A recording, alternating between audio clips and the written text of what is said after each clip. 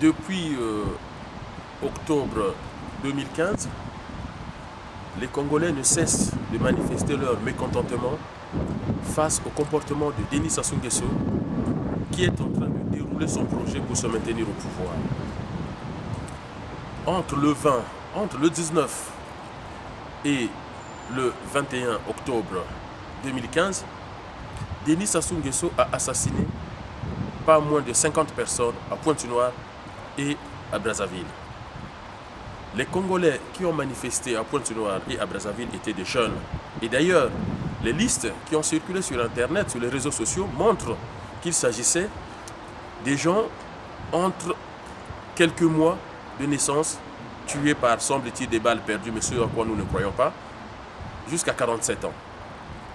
Quel avenir pour notre pays si celui qui s'est dit le président de la République, qui est censé protéger la population, met en place un programme macabre d'assassiner toute personne qui oserait se lever contre son projet de se maintenir au pouvoir.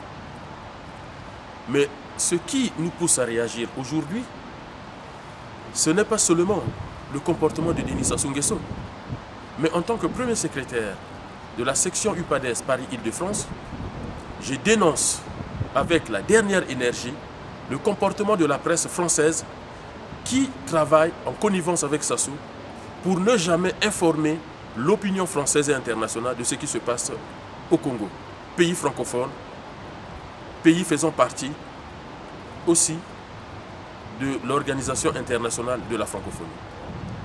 Il est très étonnant de constater qu'en France, dès lors qu'il y a un mort au Burundi ou au Mali, toute la presse en parle. Même quand il y a seulement un attentat, sans victimes, sans morts, sans blessés, la presse française en parle. Mais je ne comprends pas.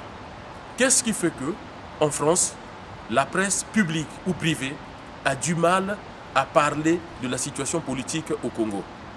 Il a fallu que des Congolais de France montrent leur indignation pour que timidement certaines presses commencent à parler de la situation au Congo. Et aujourd'hui encore, dès lors qu'il y a un mort causé par Boko Haram, tout le monde s'émeut, alors que 50 morts au Congo-Brazzaville, personne ne s'en inquiète.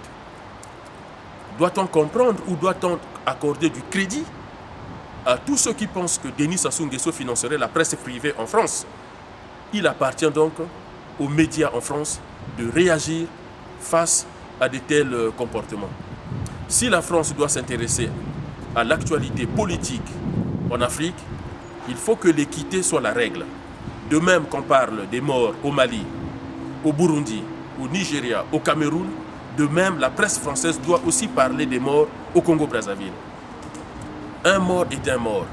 Les morts les plus crédibles ne sont pas des morts par action terroriste, mais il y a chez nous un terrorisme d'État dont le maître est Denis Sassou Nguesso et qui tue les populations tous les jours. Et d'ailleurs, vous avez entendu que son fils a organisé un événement au cours duquel un collégien de 14 ans a été tué. Si c'est le fils de Nkurunziza qui avait organisé cet événement, la presse française aurait parlé de la mort d'un collégien de 14 ans. Mais comme c'est le fils de Denis Sassou Nguesso qui a organisé l'événement, la presse française n'en parle pas. Alors, y a-t-il connivence entre la presse française et Denis Sassou Nguesso? Eh bien, je pose la question à la presse française. Il appartient donc aux journalistes français de démentir ces propos. Lorsque Sassou a mis en place cet événement sur la Forum Forbes, sur la bancarisation à Brazzaville, les hommes politiques français ont participé à ce forum. Des journalistes français sont allés à Brazzaville pour ce forum.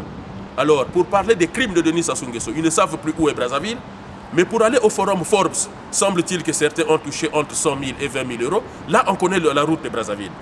Donc, je demande seulement aux autorités françaises et aux médias de reviser leur comportement quant aux événements, quant aux assassinats du gouvernement congolais au Congo-Brazzaville.